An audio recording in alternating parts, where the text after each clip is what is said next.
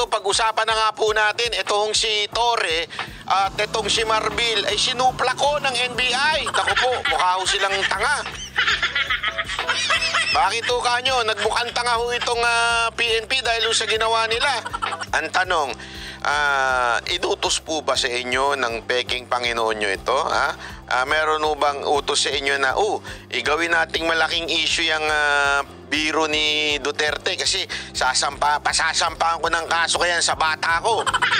Alam nyo naman kung sino ang bata nitong peking Panginoon na ito. Walang iba kung hindi si Marbil.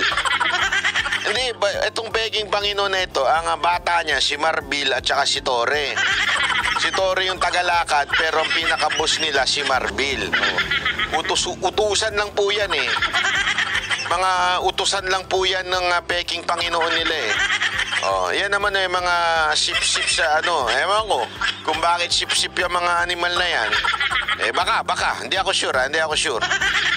Baka pinagpapala sila. Hindi natin alam.